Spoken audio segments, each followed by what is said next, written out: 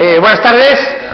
Si queréis, hemos dado unos minutillos de cortesía por aquello en fin, la tarde está muy mala con la lluvia, la tormenta y todo esto, y entonces empezamos ya mismito. Supongo que me oís bien, como la sala es relativamente pequeña y estamos cerquita, pues me imagino que me escucháis bien.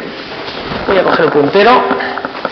Bueno, ya nos conocemos, o me conocéis, soy Juan Pablo Castaño y soy biólogo y trabajo en temas de conservación de naturaleza dentro y fuera de la Junta durante muchos años, y con esta especie pues bastantes de los años de mi vida profesional. Hola.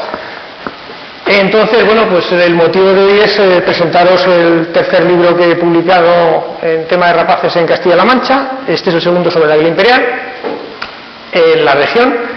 Y bueno, comentaros más o menos cuestiones relativas a lo que se dice en el libro, que es la presentación, y explicaros también un poquito, para los que no seáis muy entendidos o muy iniciados, que tengáis pues cierto interés o cierto gusto por estas cosas, pero que tampoco tengáis mucha idea, pues intentar que tengáis una visión general de cómo está esta especie en Castilla-La Mancha, una especie como la águila imperial ibérica, que es una especie en peligro de extinción, que ha sido pues una de las especies típicas emblemáticas de la conservación a nivel mundial. Y bueno, de lo que se está haciendo aquí en Castilla-La Mancha con este pájaro, con esta rapaz a lo largo de los años, y veréis a lo largo de la presentación como, bueno, pues hace 20, 25 años, 30 años, cuando yo empecé con estos bichos, pues la verdad es que su situación era bastante mala, muy crítica, una situación bastante desfavorable. Y hoy en día, pues por fortuna, por suerte, por una serie de factores que también comentaremos algo aquí, pues la especie pues está muchísimo mejor, una especie que está ahora mismo en un estado bastante bueno, sin que podamos lanzar las campanas al vuelo, porque seguimos teniendo problemas y factores de amenazas, ¿no? Entonces, bueno, dicho lo cual, yo creo que tenemos hasta las 8 aproximadamente. Intentaré cumplir el horario, que yo soy bastante estricto con el tema de la puntualidad. Si a lo largo de la presentación alguien tiene alguna cuestión, aunque después pues hablamos un pequeño turno por si alguien tiene alguna curiosidad o alguna duda o alguna cosa que no le quede claro, pero vamos, que en principio durante la charla, si alguna cosa no se ve claro, no entendéis, pues me podéis interrumpir sin ningún problema, ¿vale? Bueno, pues este es el título del libro, ¿vale? Bueno, decir que una cuestión, el libro ha estado, se hace, ahí está el logotipo con la colaboración del Colegio Oficial de Biólogos de Castilla-La Mancha. Y bueno, empiezo con una revisión. Fijaros que yo aquí voy a intentar resumir pues prácticamente 40 años de la historia de esta especie en Castilla-La Mancha. Yo empecé a mirar águilas imperiales en Ciudad Real en el año 86, y de hace tiempo, ¿vale? Cuando entonces, pues eso, había muy poquito de esta especie, no se conocía poco de su biología, no había censos, no había seguimiento, tampoco le importaba mucho a nadie, es la verdad. Es un bicho que, a pesar de lo que luego se ha hablado de él, pues entonces no le importaba a nadie, estaban los poquitos que habían y poco más. Y vamos a empezar pues mucho más atrás del año 86. Vamos a hacer un poquito de revisión de historia de dónde partimos en todo este periplo, digamos, de que la especie se declaró en peligro de extinción, en los años 70 hasta 2025, 23, 24, en fin, hasta el momento actual en el que la especie pues tiene un estado de conservación muchísimo mejor que el que tenía. Y bueno, pues de dónde veníamos y cómo hemos llegado a la situación actual, ¿no? Bueno, para los que seáis más jóvenes, hay gente aquí, veo un poco de todas las edades. Bueno, pues fijaros, un reglamento del 3 de julio del año 1903, hace más de un siglo. Bueno, pues aquí se consideraban todas estas especies que hoy en día son nuestros tesoros, nuestros digamos emblemas de conservación, las rapaces, el lince, muchos carnívoros que hoy en día están prácticamente todos protegidos. Bueno, pues en el año 1803, en un reglamento de una ley de caza muy antigua, eran considerados la frase típica de alimañas, animales dañinos para la caza. Eran especies que se perseguían activamente y que se pagaba por matarlas. O sea, la administración, el Estado, pagaba a la gente, a los guardas, a la gente del campo, por matar estas especies que, como depredaban sobre la caza, sobre el conejo, sobre la perdiz, pues se consideraban animales dañinos y se pagaba por matarlos. Estamos hablando del año 1903, hace ya mucho. Pero vamos, la cosa siguió así durante muchos, bueno, entonces eran 3,75 pesetas, que yo, por cada lince, o sea, por cada lince que se mataba, 3,75 pesetas, que aunque nos parece hoy en día con el euro muy poquito, en el año 1903 pues tendría que ser un dinerete. Estamos hablando de hace 123 años. Bueno, el tiempo va pasando. Llegamos ya pues a los años 50, a los años 40, a los años 50. y se crean lo que se llamaron entonces, que también a muchos nos sonará como extraño, ¿no?, pero que en esos años era habitual, lo que se llamaban las juntas de extinción de animales dañinos, que las estableció el propio Ministerio de Agricultura, y que la misión era un poco la misma, ¿no? Era pues unos, digamos, estamentos de la administración que lo que hacían era incentivar, pagar el que se mataran pues todo tipo de especies depredadoras. Y os he señalado, por ejemplo, pues ahí arriba tenemos rapaces como el águila real, águilas en general, seguramente entre ellas estaría el águila imperial, aguiluchos, alcotanes, en fin, todo tipo de rapaces. En este caso aquí, pues el tema de los linces, y fijaros, tenemos en la serie esta histórica, esta está en una publicación del antiguo Icona, pues los datos de cada año, pues los animales que se mataban y, pues eso, fijaros las cifras totales en zorros. Bueno, los zorros son una especie cinegética, se puede cazar, pero aquí hay especies como el lince, o como las águilas, tejones, nutrias, que entonces en esos años, estamos hablando de los años 50, desde el 54 hasta el 62, se pagaba por matarlos, ¿vale?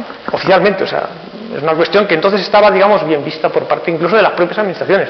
Si os fijáis en el mapita de aquí arriba, pues prácticamente casi al menos Albacete, todas estas provincias tenían juntas de extinción de animales dañinos, con lo cual en todas estas provincias, en las fincas, en los cotos, se pagaba a la gente, a los guardas, a la gente del campo, precisamente por llevar una piel, llevar unas garras, llevar una cabeza de un zorro, de un águila, de un lince incluso, y se pagaba un dinero por ello, ¿no? Fijaros que estamos hablando pues de hace, bueno, yo tengo ahora 63 años, pues cuando yo nací, se seguía pagando todavía por matar, pero no solamente en el 62, sino incluso algunos años después. Aquí tenemos cantidades, fijaros, estamos hablando lo mismo de las antiguas pesetas. En esos años estas cantidades eran bastante importantes. Fijaros en provincias como Ciudad Real o como Toledo, que son de las que más dinero se pagaba en ese periodo por matar todo este tipo de animales, ¿vale?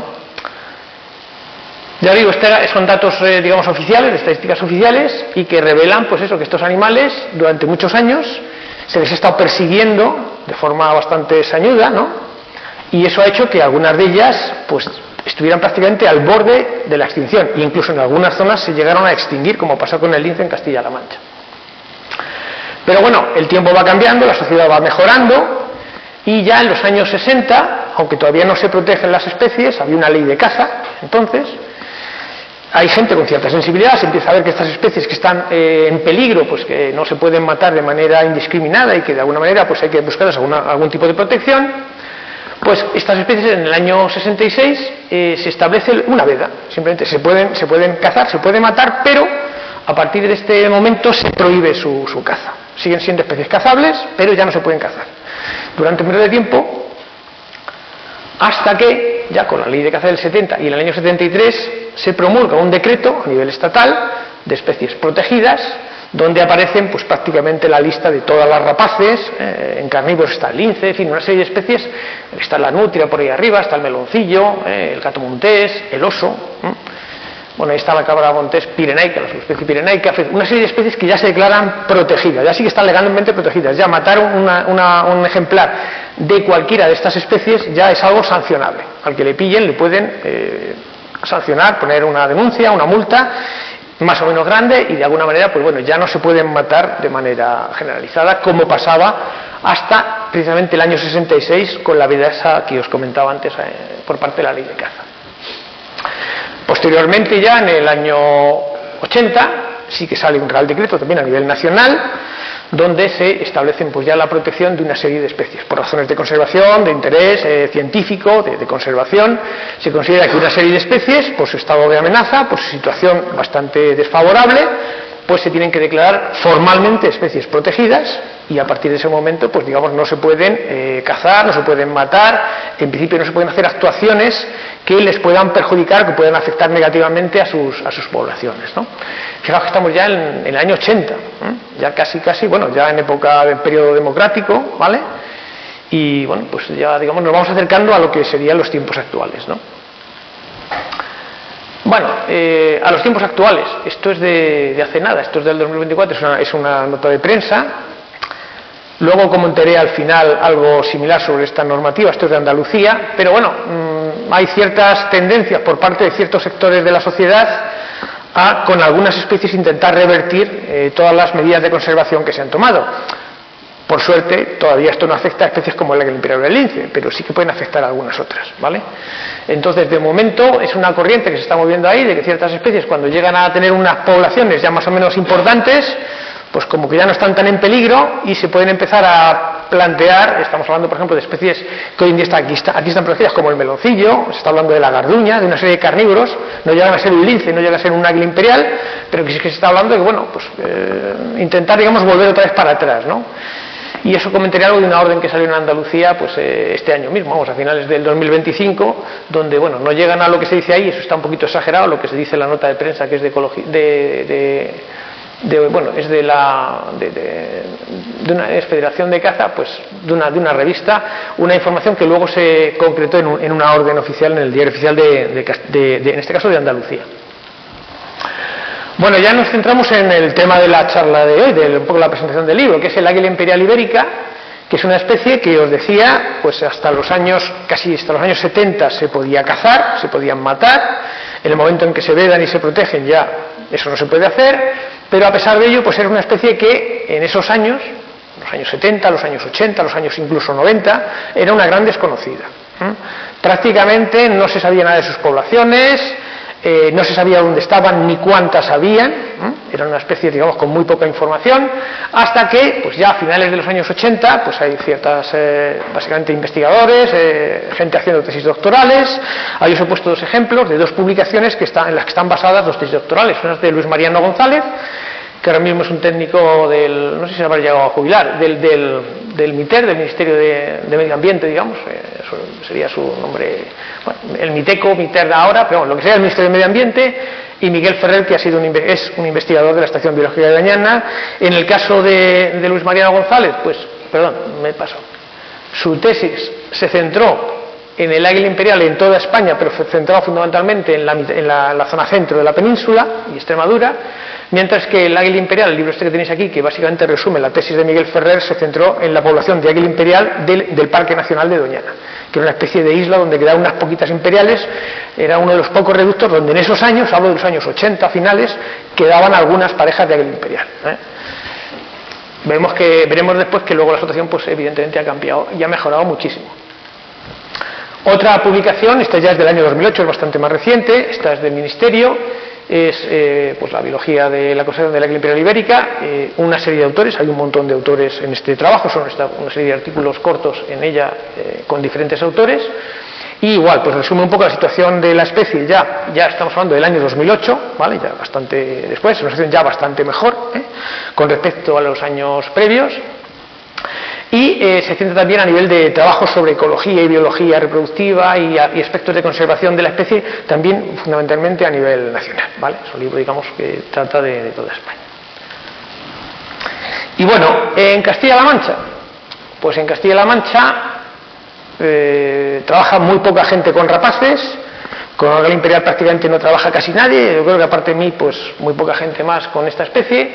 Y uno de los primeros trabajos que se publicaron precisamente en Ciudad Real fue de Pepe Jiménez, un técnico que luego fue director del Parque Nacional de Cabañeros, que a finales de los años 80, en el año 1990, publicó un librito pequeño centrado sobre el águila imperial del buitre negro en la provincia de Ciudad Real, donde están los primeros datos publicados sobre la situación del águila imperial precisamente en la provincia de Ciudad Real. Entonces estamos hablando de unas 12, 14, 15 parejas, estamos hablando de una población en aquellos años realmente pequeñas. Habría algunas más, pero no se conocía. Ya os digo que esta especie, a pesar de lo emblemático que es, pues digamos, había muy pocos estudios que se centraran sobre su biología, sobre su ecología, y en Castilla-La Mancha, pues más o menos, ¿no? Yo empecé con esta especie, y un poco por eso el tema de contar la historia de cómo se ha gestado este libro, pues os decía en el año 86, en Ciudad Real, en Sierra Morena. Y entonces, bueno, pues empecé a seguir a esta y otras especies, y bueno, algunas de las primeras publicaciones que se hicieron con el águila imperial en Castilla-La Mancha, pues las hice yo pues en distintas publicaciones, en la revista Ardeola, de la Sociedad Española de Ornitología, en algunas monografías de libros de rapaces forestales, en revista Guardabosques, en distintas publicaciones de ámbito, unas regionales, otras de tipo nacional, donde se presentaban los primeros datos sobre la situación de la especie en Castilla-La Mancha, ¿vale? Poco posterior, ya hablando ya de trabajos más concretos, de monografías, digamos ya específicas centradas en el águila imperial, bueno, pues el primer libro que publiqué en el año 2005 sobre el águila imperial en Castilla-La Mancha. Evidentemente en el 2005 todavía estamos en los primeros años del despegue, la especie en esos años todavía estaba en una situación mala, había pocas parejas, había aumentado algo con respecto a lo que se sabía en años anteriores, pero seguía estando en una situación bastante desfavorable, ¿vale? Se han hecho muchas cosas que luego comentaremos y la especie pues ha ido mejorando progresivamente. En la segunda publicación que hice sobre rapaces, pues hay un capítulo dedicado al águila imperial, donde ya, esto es del año 2010, ya se nota un cambio, una diferencia con trabajos anteriores, con años previos, porque ya la especie ya va mejorando un poquito más y se va teniendo mucha más información, tanto sobre su distribución, sobre su abundancia, el número de parejas, sobre aspectos de su ecología, de su productividad, de su mortalidad, de los factores de conservación. Pues ya en este año, ya en el 2010, que en este librito, pues ya os digo, el capítulo de Imperial resume de alguna manera lo que se sabía pues, en ese año, hasta el año 2009-2010, sobre la especie en Castilla-La Mancha. Y esto nos lleva ya pues a la situación actual, al momento más o menos presente, en el cual pues ya está el libro este que acaba de salir, salió en el mes de septiembre del año pasado, y en la presentación que estamos haciendo ahora mismo, donde ya bueno pues vamos a contar un poquito la situación actual de cómo está el águila imperial en este momento en Castilla-La Mancha, ¿vale?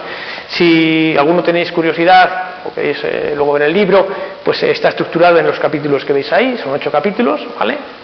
Donde está hablando de aspectos como, por ejemplo, describir básicamente la especie para la gente que no la conozca o que no tenga mucha información sobre ella, sus aspectos legales, aspectos sobre la población, sobre su hábitat, donde vive la especie, aspectos sobre su reproducción, sobre la mortalidad, sobre su alimentación, sobre la dispersión juvenil y también sobre aspectos relacionados con la gestión y con la conservación de la especie. Además, un montón de figuras, de tablas, de fotografías, que yo creo que ilustran bastante bien pues, los distintos aspectos que se tratan en el libro sobre lo que es la situación de la especie y el conocimiento técnico y científico que tenemos de ella en este momento, ¿no? En el momento actual.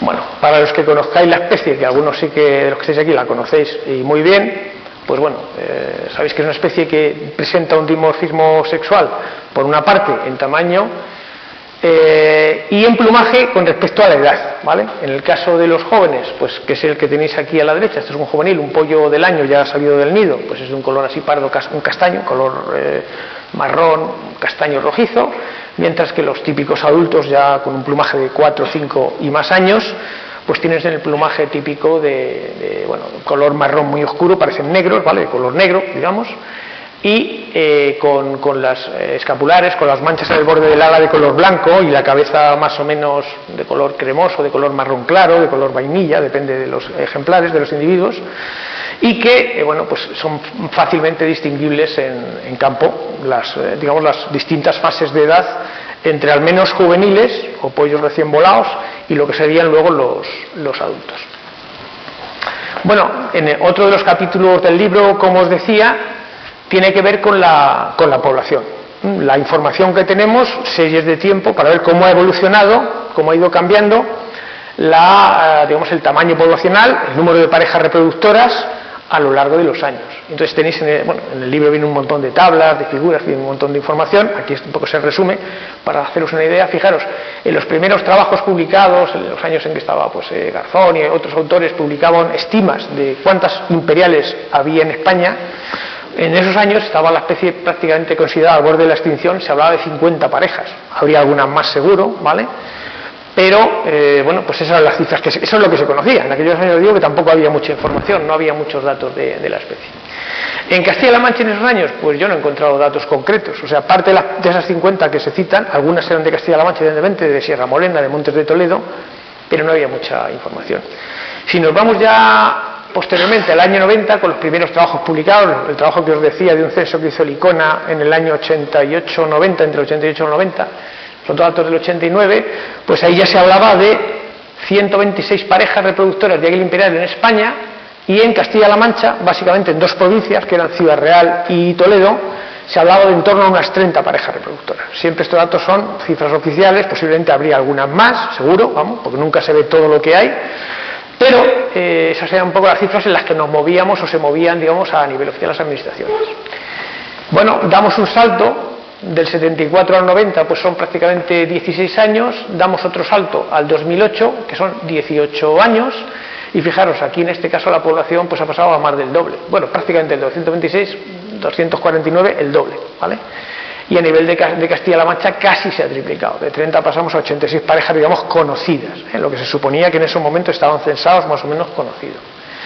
Y si pegamos otro salto en el tiempo y nos vamos del 8 al 23, que son 15 años, pues aquí fijaros ya el subidón que ha pegado la especie.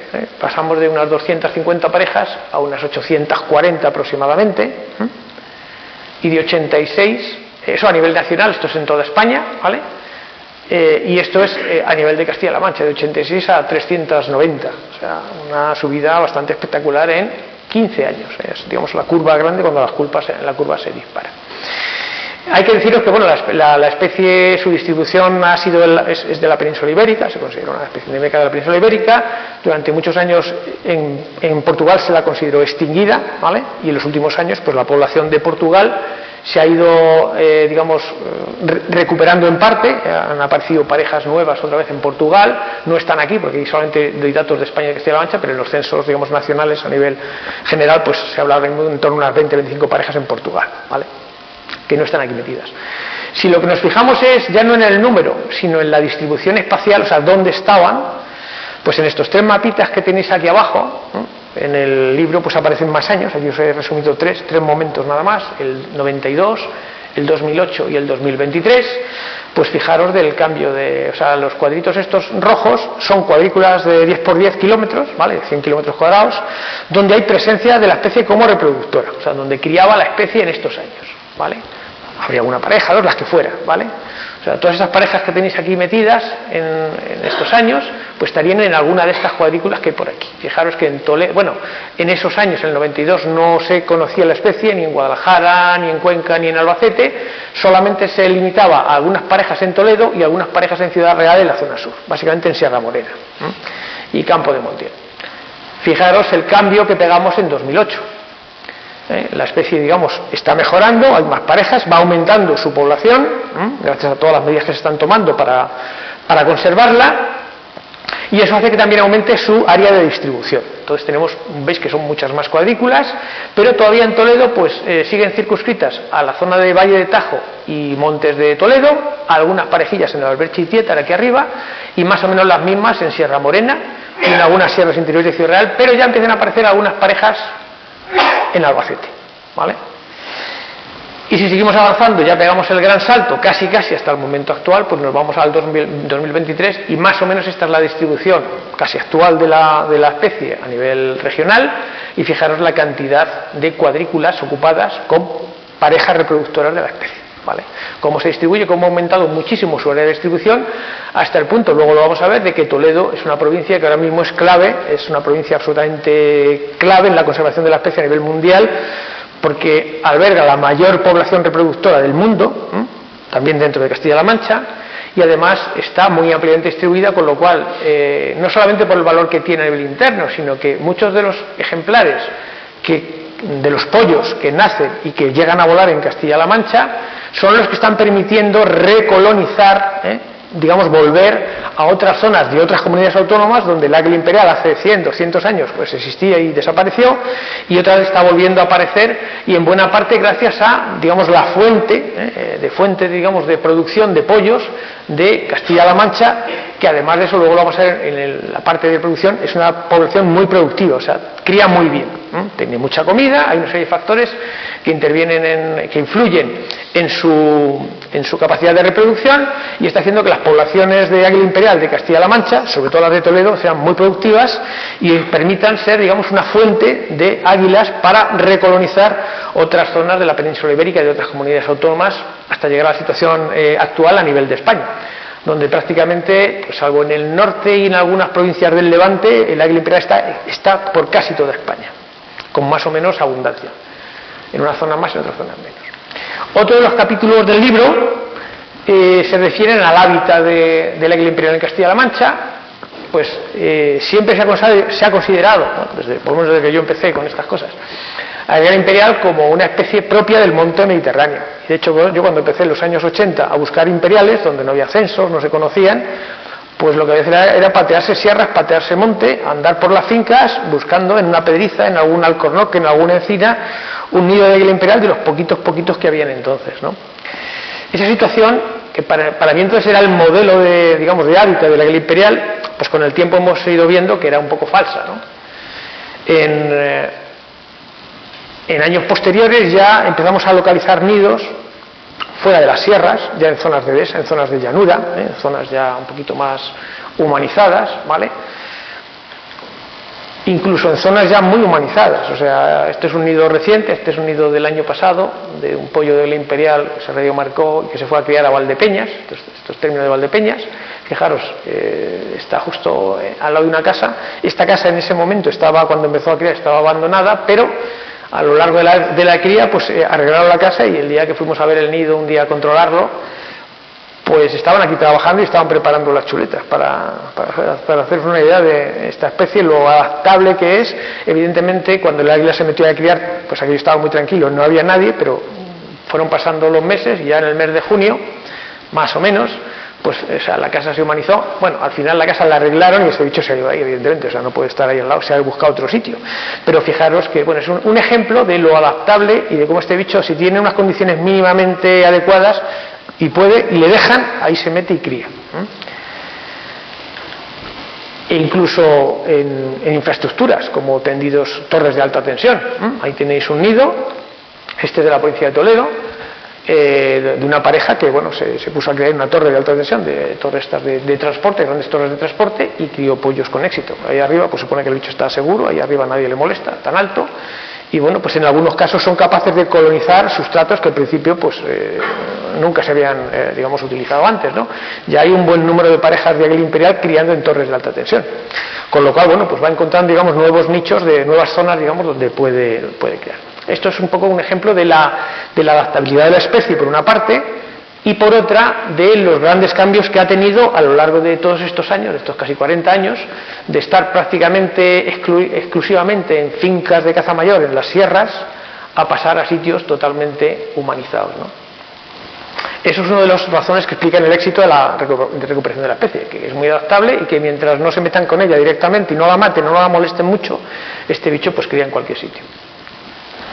Otro de los capítulos del libro se refiere a la reproducción del águila imperial, que evidentemente en cualquier especie de fauna, de animal, y más de especies protegidas, es muy importante conocer lo más posible su reproducción, cómo se reproduce la especie.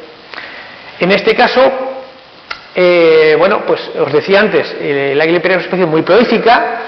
Para una águila grande, es un bicho que pesa 2 kilos y pico, 2 kilos y mucho, 3 kilos y algo, la hembra siempre es más grande que los machos. Bueno, pues no es raro que saque 2 y 3 pollos. Aquí tenéis las frecuencias de vuelo en 2 periodos, entre el año nidos entre 1998 y 2005 y entre 2008 y 2023. Veis que prácticamente ha cambiado muy poco. O sea, es casi igual, aquí en Castilla-La Mancha es casi igual de productivo en un periodo que en el otro. Hay una cantidad de nidos que todos los años por diversos motivos se pierden, hay unas pérdidas, fracasos de puesta, por molestias, porque se caen los nidos, en fin, cualquier tipo de evento que las pueda perjudicar pues hace que fracasen, pero a pesar de eso pues hay un número importante de pollos de nidos que sacan al menos un pollo, o 2, o incluso 3, o incluso 4, aunque ya 4 es más difícil, ya dar de comer a 4 pollos pues hay que tener mucha comida. Pero vamos, no es infrecuente que algunas parejas de vez en cuando saquen 4 pollos con éxito, o sea, lleguen a volar los 4 pollos. Eso no es que sea muy frecuente, la frecuencia, lo que tenéis arriba a la izquierda son datos en porcentaje, pues igual no llegamos a un 5%. Pero bueno, aunque sea poquito, es significativo de lo prolífica que es esta especie cuando las condiciones son buenas, ¿vale? Bueno, ahí tenéis al adulto con sus pollos, ¿vale? En este caso es un nido en un chopo con 2 pollos, de edad todavía pequeñitos. Y bueno, otro de los aspectos que trata el libro es la mortalidad de la especie. Igual que es muy importante conocer en la biología y en la ecología de la especie su reproducción, cómo cría, cómo se reproduce y qué frecuencias, qué tasas de productividad tiene. También es muy importante conocer por qué mueren.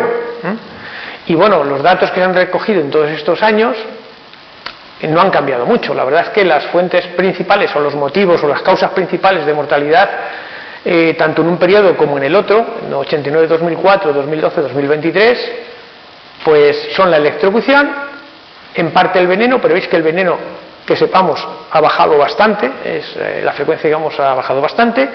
El disparo, pero también ha bajado, lo que prácticamente se mantiene casi igual es la electrocución. La muerte, cuando un águila se posa en un tendido eléctrico que es peligroso, pues lo que puede ocurrir es que se electrocuten, mueran, y ya os digo, esa es la primera causa de mortalidad más conocida, aunque también es verdad que estas dos, que son intencionales, es más difícil de detectar. Evidentemente, si alguien envenena a un bicho, pues procurará que no se vea o que no le pillen, y si alguien dispara a un águila, como sabe que es un delito, pues también procurará que no le pillen y que no le vean, con lo cual es mucho más difícil detectar esto, pero aún así está claro que es una causa de mortalidad que ha bajado muchísimo con la que, por ejemplo, había hace 20 o 30 o 40 años, donde sí que se mataban las águilas pues con mucha alegría, ¿no?, por parte, sobre todo, de los guardas de los cotos de caza.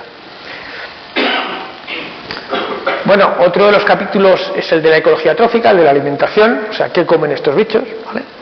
En este caso, pues los datos, no hay muchos en Castilla-La Mancha, los poquitos que hay son los que estuve yo, bueno, los que estuve yo mirando en los años, a principios de los 2000, mirando a agrópilas recogidas debajo de los nidos, y bueno, lo que se ve es lo que ya sabemos un poco todos, ¿no?, que es una especie que basa gran parte de su alimentación en el conejo, ¿vale? O sea, la mayor parte de las agrópilas que yo miré en aquellos 2 años, y hace mucho que no lo miro esto, pues lo que se veía eran restos de conejo, O sea, lo que más comían era conejo, luego comían otras cosas, pero sobre todo el conejo era la presa principal. Esto explica, es uno de los motivos por los cuales el águila le ha ido también. O sea, Toledo, Castilla-La Mancha, pero sobre todo Toledo, es una provincia que tiene ahora mismo, a pesar de las epidemias, de la neumonía, de la mixomatosis, pues tiene poblaciones, en algunas zonas, poblaciones muy importantes de conejo, lo cual quiere decir que hay mucha comida para las águilas, lo cual quiere decir que las águilas tienen comida para sus pollos, los crían bien y vuelan, ¿vale? Por eso tiene esa productividad tan alta de 2, 3 y hasta a veces 4 pollos por nido. Otro aspecto muy importante es la dispersión juvenil, o sea, ¿qué pasa con los pollos? Bueno, bien, sabemos que el águila está criado 2 pollos, han volado, ¿y qué les pasa? Bueno, pues una de las formas de saber qué les pasa es conocer, es conocer su dispersión juvenil, dónde van y por dónde se mueven hasta que pasan 2, 3, 4 años, llegan a la edad, digamos, adulta, a la edad de reproducirse, y son capaces de establecerse en un nuevo territorio y hacer su propio nido, ¿vale? Cuando pasan 2, 3, 4 años, o algo más, depende. Bueno, pues es lo que se llama dispersión juvenil y se ha estudiado fundamentalmente gracias al uso de emisores. Antes se marcaban las aves con emisores que eran terrestres, había que hacer un seguimiento pues con unas antenas, y hoy en día la tecnología ha avanzado muchísimo y lo que se hace es se emplean emisores satélite, que lo que te están dando son, a través de un satélite, posiciones GPS, con lo cual te están dando una información de muchísimo detalle sobre dónde está el animal, y si a veces le pasa algo, te permiten localizarlo y encontrarlo con cierta facilidad. De esto hay una información bastante amplia en el libro, y bueno, aquí simplemente os he puesto como ejemplo pues las zonas donde los pollos de águila imperial que han volado, pues las zonas, digamos, donde más van, Básicamente son zonas dentro de Castilla-La Mancha, algunas zonas del sur de Andalucía y algunas zonas de la zona central norte de Castilla y León. Son las zonas, digamos, donde más se dispersan las águilas imperiales, y en algunos casos, algunas de ellas pues llegan a establecerse y criar por allí. Hay jóvenes de Toledo, por ejemplo, de Ciudad Real, que pasados varios años pues han llegado a criar en Salamanca, en Valladolid, en otros sitios más o menos, incluso en Portugal, en algunas zonas bastante más alejadas. Incluso un caso, no es el único, pero es un ejemplo bastante claro de un joven que se marcó en Toledo, se liberó y bueno, pues hizo algo que no suelen hacer, que es cruzar el charco, pasarse a África a través de Gibraltar, irse hasta Senegal y Mali y bueno, y luego volver otra vez hasta la zona sur de la península ibérica. Este es un viaje que se hizo pues de prácticamente unos meses. Cogió, se bajó, estuvo el invierno en África y luego dijo, me voy para arriba otra vez, No es que sea muy habitual, esto no lo suelen hacer, no es una especie migratoria, ¿vale? Pero bueno, de vez en cuando pues algunos se despista y se va por ahí y tiene la suerte de que no le pasa nada y puede incluso luego volver, ¿no? Le funciona bien el sentido de la orientación. Otro capítulo que quizás es uno de los más amplios es el de la gestión y conservación de la especie. Bueno, os he comentado antes, en la mortalidad, pues uno de los factores más importantes de mortalidad ha sido y es todavía la electrocución, la muerte en tendidos eléctricos, cuando las águilas se posan en estos tipos de postes con los cables, digamos, en una situación que no es la adecuada, pues lo normal es que toquen o los dos cables o el poste y uno de los cables y les dé una descarga eléctrica de no sé cuántos miles de voltios, se electrocuten y se mueran. Eso es bastante habitual y bastante frecuente.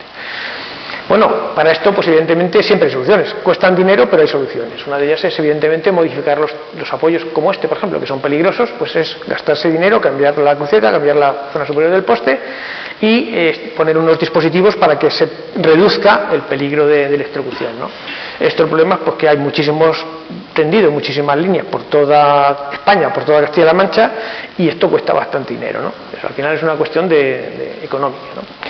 Otra de las cuestiones es lo que os comentaba, el hecho de marcar ejemplares, tanto adultos como juveniles, ¿vale?, para ponerles un emisor y luego pues hacer un seguimiento de estos animales marcados, ¿no? Este que está ahí en la foto pues es una persona que lleva trabajando aquí en Castilla-La Mancha pues prácticamente 23 años, es Víctor García, es un técnico del Ministerio de Medio Ambiente, especializado en cuestiones de trabajos en altura y en cuestiones de marcajes, y es una de las personas que pues ha marcado gran parte de las águilas imperiales que se han marcado en la región, pues eso, los últimos prácticamente 20 años, ¿no?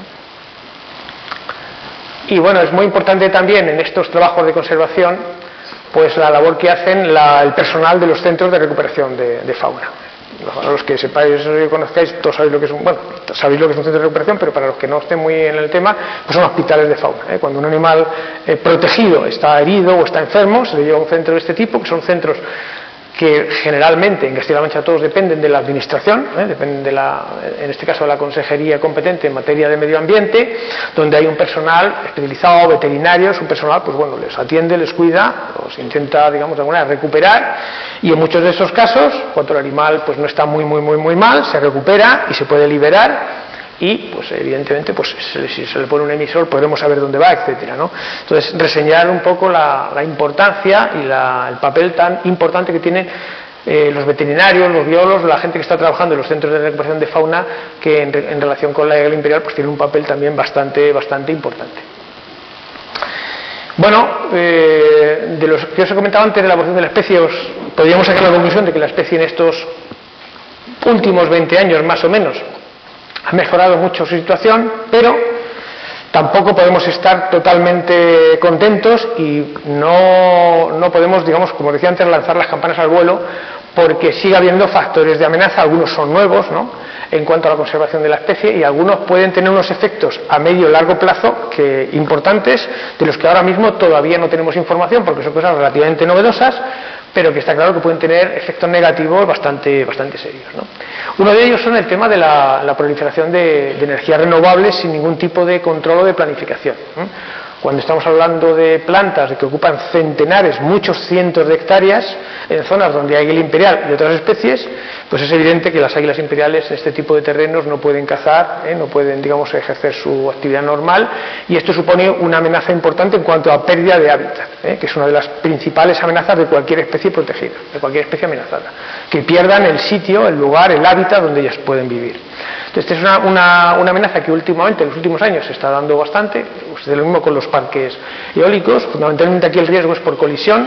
Las aves vuelan y a veces pues chocan contra los molinos cuando están en movimiento las aspas y se mueren. O sea, igual que se pueden electrocutar en un poste eléctrico, pues pueden morir en un molino de estos. Es igual, o sea, cuando se ponen parques eólicos sin ningún tipo de planificación, sin ningún tipo, digamos, de ordenación, pues a veces se ponen en sitios muy malos, y si hay por allí no águilas, buitres, milanos, hay montones de especies, murciélagos, un montón de especies que pueden colisionar con los molinos en movimiento, pues se produce una mortalidad que también es importante, ¿no? Y otro aspecto que es relativamente novedoso, que es relativamente reciente también en relación a pérdida de hábitat a gran escala, es el tema de la proliferación de los cultivos leñosos intensivos, ¿vale? Los olivares, sobre todo los olivares superintensivos, en menor medida pistachos o almendros, sobre todo son olivares. Cuando se ponen en este plan superintensivo, pues esto igual implican que las águilas o muchas especies no puedan estar, no puedan cazar aquí, o incluso si intentan cazar, imaginaos que esto puede haber conejos, es peor, porque muchas veces se pueden tirar las águilas e intentar cazarlos aquí y lo que no ven son los cables, los sensores que tienen las filas de molinos de olivos, y eso puede hacer que colisionen. Y bueno, tenemos algún caso de algún águila que se ha roto un ala y ha muerto, porque no se ha encontrado a tiempo, por colisionar con una viña espaldera o en algún caso también con algún olivar intensivo, ¿no? Estas son nuevas amenazas. Esto evidentemente hace 20 años no existía, no había este problema, no se tenía, y este problema lo estamos teniendo en los últimos años fundamentalmente porque es una actividad nueva que no se ha planificado y que a veces se está haciendo en sitios inadecuados, en lugares donde, digamos, no se deberían de permitir. Y otro factor importante que está relacionado con los cultivos superintensivos y con el regadío es el tema de pérdida de lugares de nidificación. Esto en el libro está bastante bien documentado. Esto es un nido de águila imperial en Toledo que empezó a criar en un chopo. Hay fotos de esto hace 8, 9, 10 años, donde aquí tenéis una chopera perfecta, estupenda, súper densa. Pusieron esta plantación de olivos pequeñita justo al lado con un pozo, el pozo empezó a sacar agua, secó el freático, y en 3 años esta chopera se secó completamente. El nido acabó cayendo al suelo y esto se tuvieron que buscar otro sitio porque habría otros árboles por allí. Si en la zona no hay muchos más árboles, este territorio se pierde porque no tiene donde criar. O sea, en los olivos hasta ahora no sabemos qué cría. Entonces, es otro de los problemas a los que no se ha dado mucha importancia, y es el efecto indirecto que puede tener el regadío en ciertas zonas sobre, por ejemplo, la imperial, que puede pensar, ¿qué tiene que ver que yo regue mi viña o mi olivo con...? Pues bueno, en algunos casos secamos los árboles donde las águilas están criando, y si no hay árboles cerca, pues evidentemente esta zona se pierde, ¿no? Como zona de nidificación, pérdida de hábitat. Bueno, medidas, os decía, ya por hora voy a ir rapidito. En principio, pues, medidas para conservar el águila, bueno, pues modificar vídeos eléctricos. Esto que tenéis aquí, estos forros de color naranja, rojo, son protectores, son unos aislantes que se colocan en los apoyos, que pueden ser más o menos peligrosos, para que las águilas, digamos, no hagan contacto con los cables de corriente y no se electrocuten, ¿vale? Esto es una medida, bueno, pues que cuesta su dinero, pero que si se hace bien, pues tiene cierta efectividad. El tema del seguimiento, es muy importante el seguimiento de la especie con lo del marcaje. Este es un nido de 4 pollos que se marcó hace unos años en Ciudad Real y que, bueno, pues es una de las actuaciones que se están haciendo en este caso por parte de la administración para el control y el seguimiento de la reproducción y luego el seguimiento de la dispersión de los jóvenes águilas cuando se han marcado, ¿no?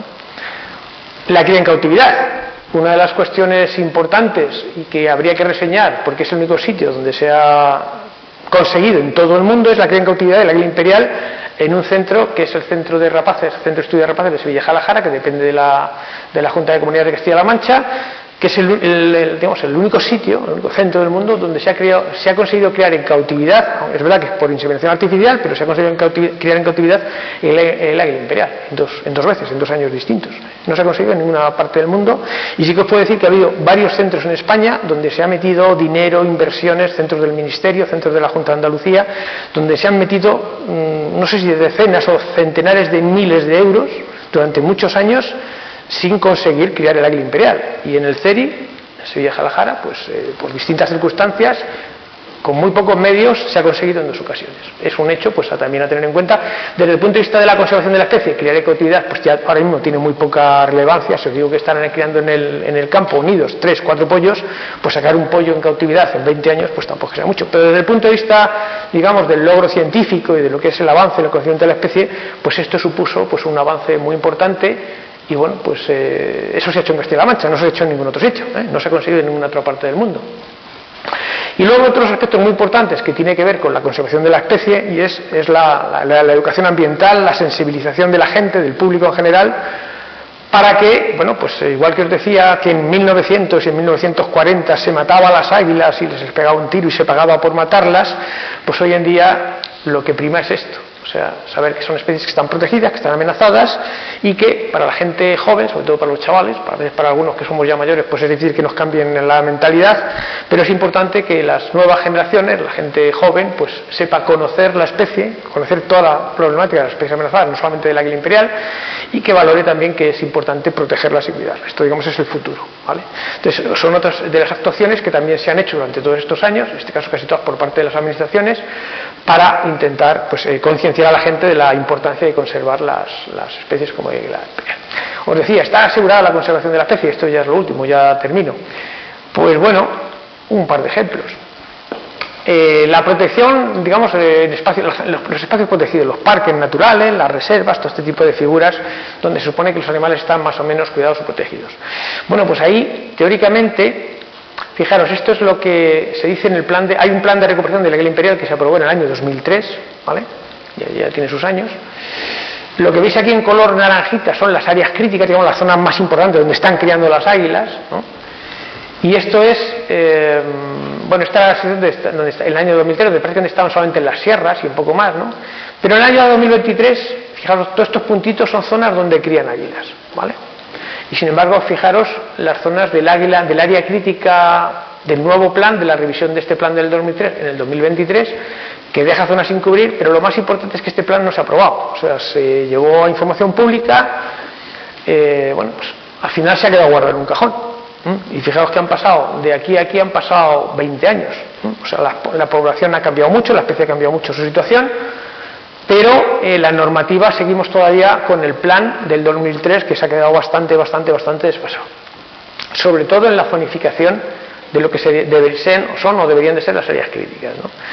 Y si nos vamos ya a otro aspecto, que es lo que se llama la red Natura 2000, es una red, para los que no conozcáis, es una red digamos, de áreas protegidas, por así decirlo, a nivel europeo, ¿vale?, donde se establece una serie de terrenos que por sus características de flora o de fauna hay distintas, digamos, categorías, zonas de especial conservación, zonas cepas, etcétera. Las cepas igual os suena a muchos, las cepas, ¿vale? Bueno, pues fijaros, esta es la red Natura actualmente en Castilla-La Mancha y fijaros la cantidad de nidos que quedan fuera de red Natura. O sea, red Natura ahora mismo por sí misma no es una garantía de conservación del águila imperial, porque una parte muy importante de la población de águila imperial está fuera de red Natura, ¿vale?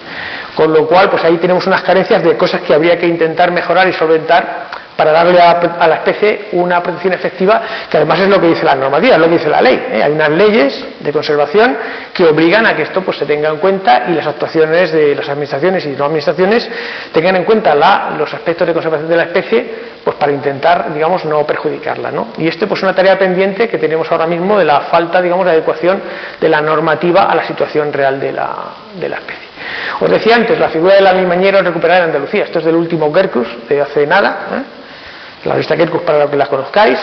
La orden esto es de Andalucía, realmente no es tan seria como podría parecer por alguna nota de prensa anterior, porque esto básicamente ahora mismo se limita pues a lo mismo que aquí, básicamente no hay mucha diferencia, a los zorros, a las especies cinegéticas, a depredadores cinegéticos, zorros, urracas, jabalíes, que son especies que, bueno, pues son cazables, con lo cual, bueno, pues son medidas de control. Esto más o menos algo muy parecido a esto es lo que está ahora mismo permitido en Castilla-La Mancha, y bueno, mientras no se vaya de aquí la cosa y no den el paso siguiente de que ya hay mucho meloncillo y nos estorba, hay mucha garduña y nos estorba, y empecemos ya a meternos con especies que sí que están protegidas. El zorro no, pero la garduña sí que está protegida, ¿no?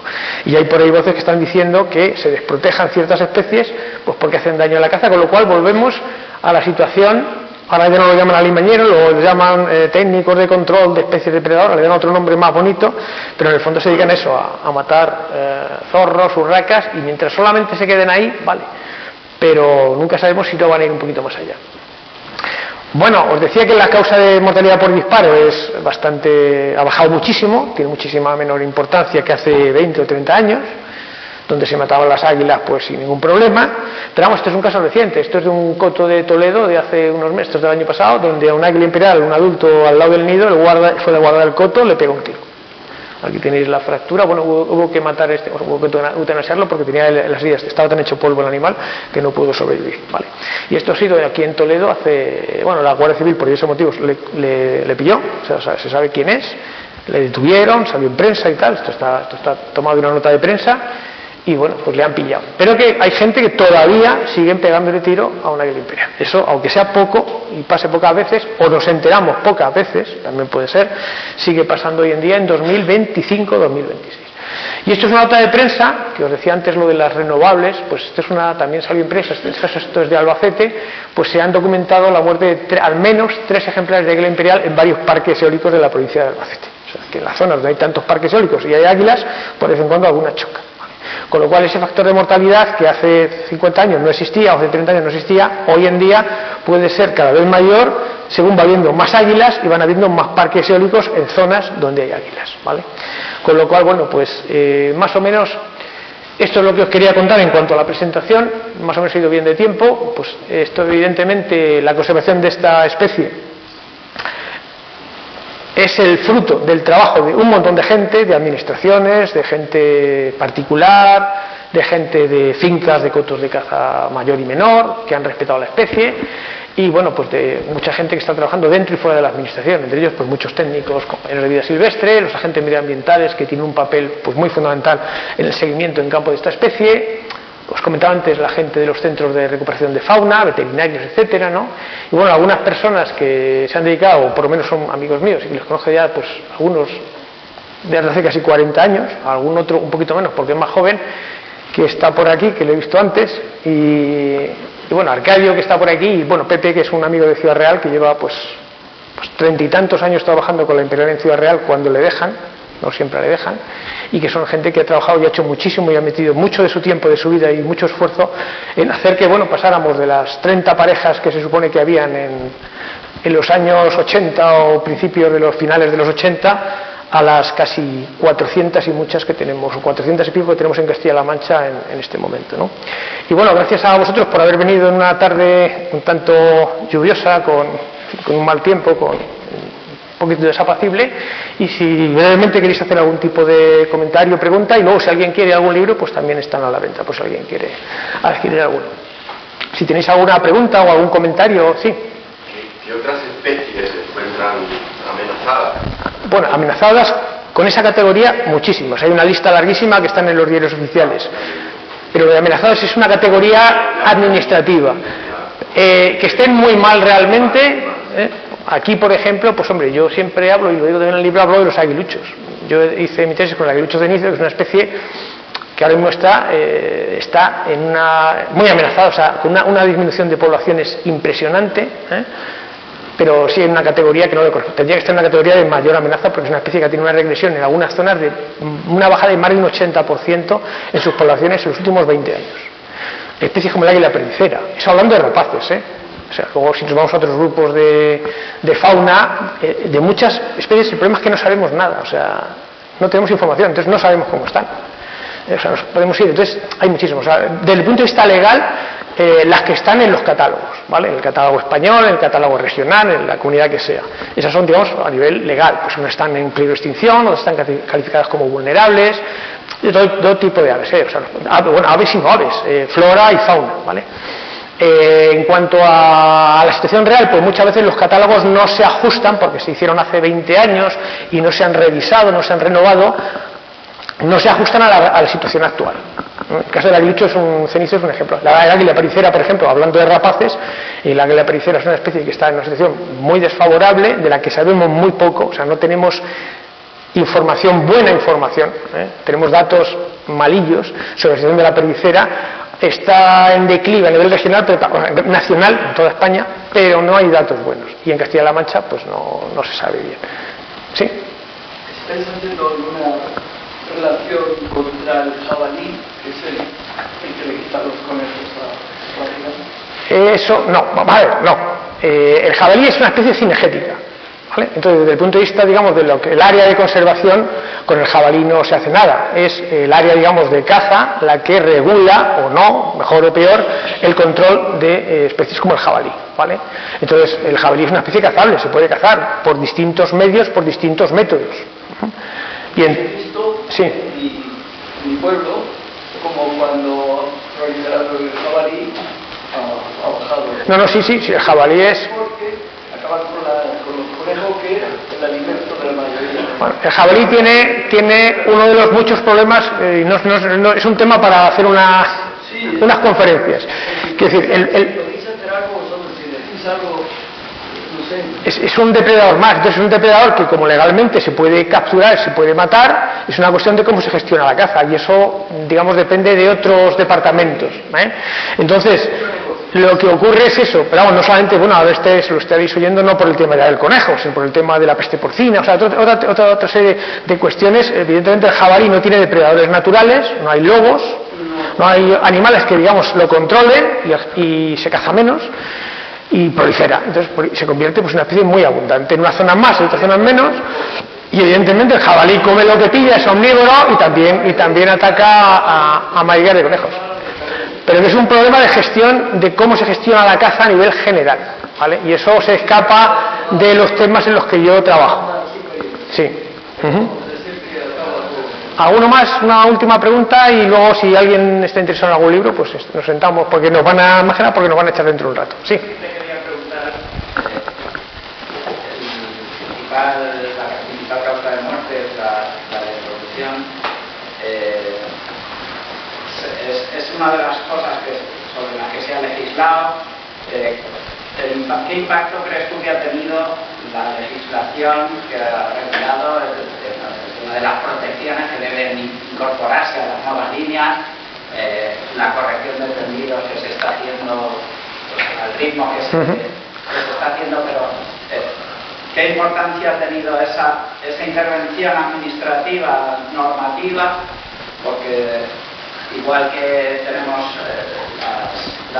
los tendidos, ahora mismo está el tema de las balsas, ¿no? Para el lince o para otros animales en peligro de extinción que suponen una amenaza y que a día de hoy no hay nada que obligue a que vaya a poner una balsa a tomar medidas de protección de fauna, ¿no? Entonces, yo creo que a mi modo de ver, el impacto de estas medidas es importante. No sé, siendo la principal causa de mortalidad ahora mismo de la especie, no sé si se ha reducido lo que es el impacto a nivel de porcentaje, ¿no? Es decir, si estas medidas de protección de los tendidos ha repercutido en que haya, pues, aún siguiendo habiendo muertes, es cierto que a ver, si habéis visto la gráfica antes de mortalidad, la diferencia de mortalidad entre los años finales 80 y 2005 era X porcentaje, no, tenía que ir para atrás. Claro. ¿Sobre las mortalidades o sobre la población total? No, es que sobre la población total, como no sabemos cuál es la población total. Claro, pero me refiero a que no es lo mismo 5 muertes con 50. A eso iba. Es decir, el papel de esa normativa y esos cambios han sido fundamentales. O sea, una de las principales causas del subidón de la especie, que para mí son básicamente dos. Una, que se respetan y ya no se matan como se mataban antes, con lo cual, si las respetamos, crían y vuelan. Y luego, se mueren muchísimas, pero porcentualmente son muchas menos. Es lo que tú decías. ¿Por qué? Se siguen muriendo muchísimas destrucciones, pero es que hay muchas más águilas.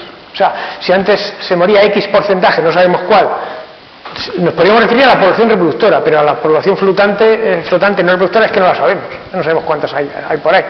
Entonces lo que sí que sabemos es que ahora estamos teniendo tasas de supervivencia de los juveniles marcados y estamos viendo que sobreviven muchísimos, porcentaje bastante alto. Entonces para mí eso ha tenido un factor, o sea, ha sido unos factores claves en la recuperación de la águila imperial, la modificación masiva de tendidos selectivos. Luego podemos entrar si se están modificando bien, mal, si la normativa es adecuada o se puede mejorar, que se puede mejorar.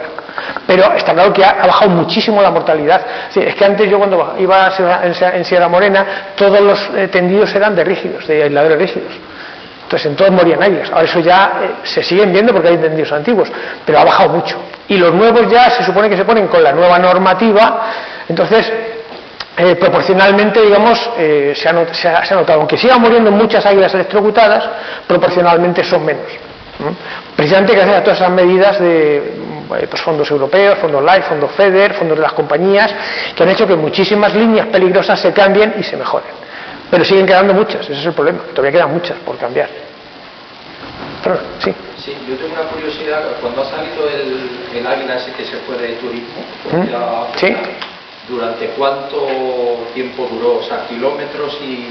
Bueno, kilómetros no lo sé porque habría que cogerse el mapa y decir de aquí a Mali cuánto hay desde se soltó en Toledo a Mali. ¿Y el tiempo cuánto? Pues es que se ve, es que es una ruta, o sea, cogió ruta y dijo, me voy para allá, en pocos días.